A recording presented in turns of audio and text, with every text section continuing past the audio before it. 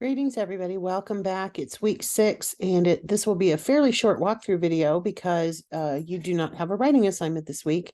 However, your argument essay, which you have now written possibly part of the body and the first paragraph of, is due at the end of week 7. So this is a perfect week to be gathering resources from the library and going ahead and taking notes and looking them over and deciding what kinds of information you want to pull from them, some direct quotations, some things that you'll put into your own words and paraphrase, and go ahead and be tracking that.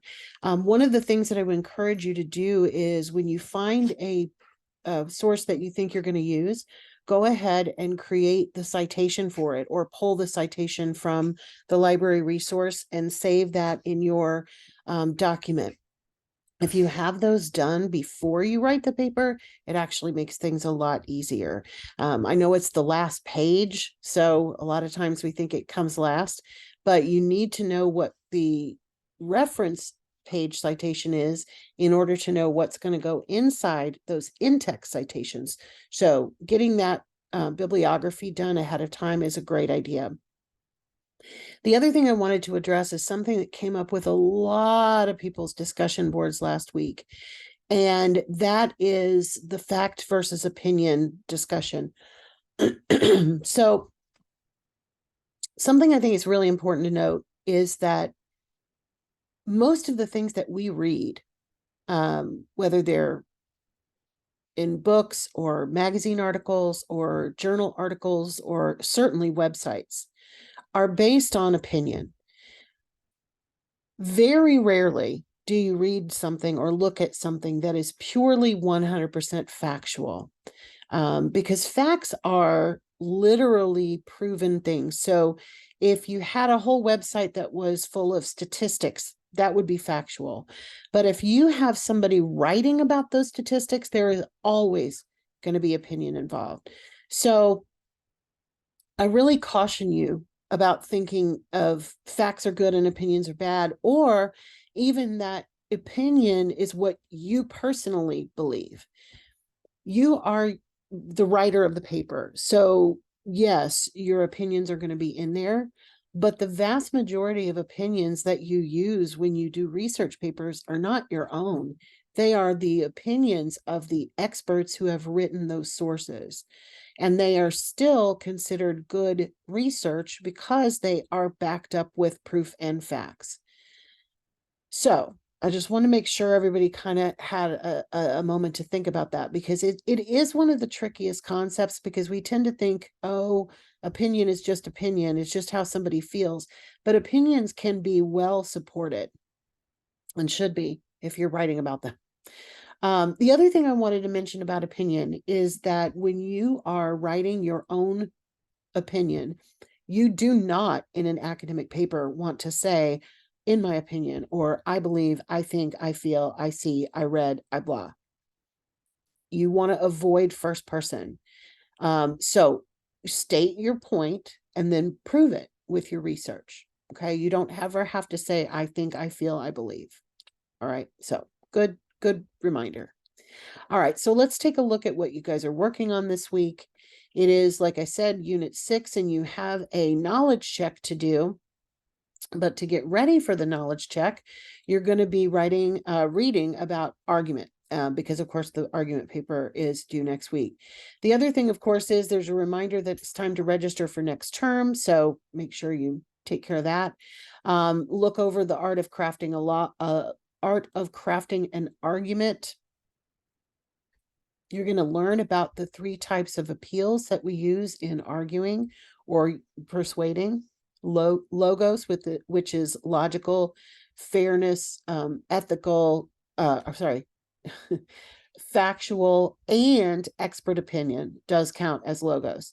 Ethos is all about reliability and credibility, and that is on you to build up. So one of the ways that we build our own ethos is by using good resources. So if I just wrote my research paper and didn't use anything but a Wikipedia article, I'm not really building up my ethos.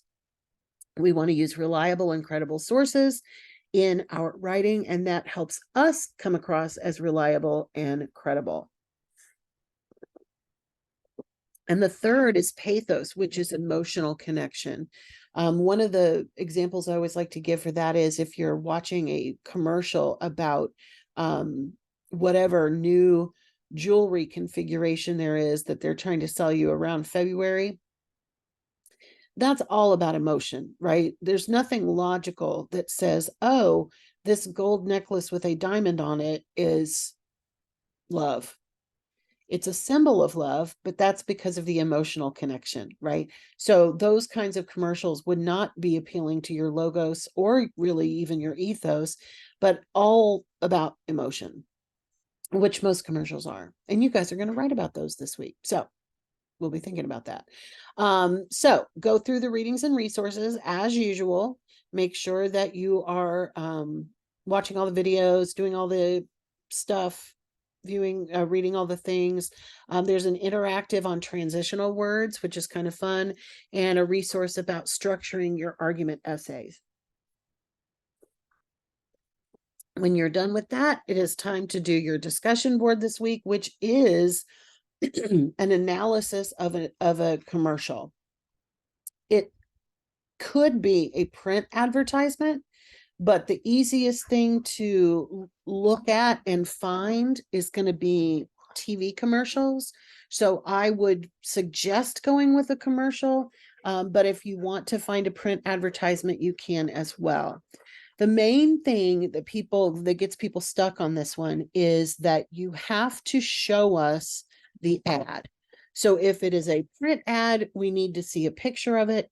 If it is a commercial, you need to put a link to it. Usually you can find whatever commercials you want to find on YouTube. So I would go there first and look for advertisements. Maybe there's a particular advertisement that you are familiar with that you want to use, something you've seen on TV. You should be able to find it on YouTube. There are websites that look at print advertising as well. So if you wanted to find a print advertisement, you certainly could. These are advertisements that most of us never see anymore. But think about things that are printed in a magazine, right? So sometimes you'll have like the full page ad for a particular cologne or a particular clothing brand, that sort of thing. Okay. So when you write about it, you're going to talk about separately, you need to specifically talk about the logos, the ethos, and the pathos that is present in that advertisement. So again, be sure that you read the readings and resources first. Otherwise, you're going to have a hard time with the analysis of the advertisement. Okay. Of course, you also need to come back by the end of the week and review your classmates' ads that they have done and offer a little review yourself of the one that they had. So as usual, post your own by Wednesday. Follow-up replies are due by Sunday. And then, like I said, you have a knowledge check this week. You can take it as many times as you want to. It's 10 questions, just like we had back in, I think it was Unit 3. And that's it. That's all you got for this week. So if you have any questions or problems, make sure you reach out.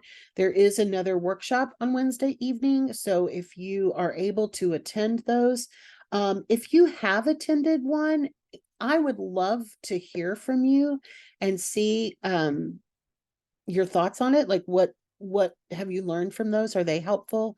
I'm not doing the ones for 110. I am doing the ones for 107.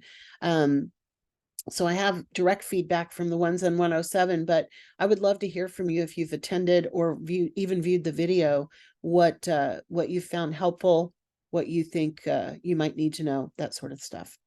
All right, everybody. I hope you have a great week, and I will see you next Monday if I don't talk to you before then. Everybody take care.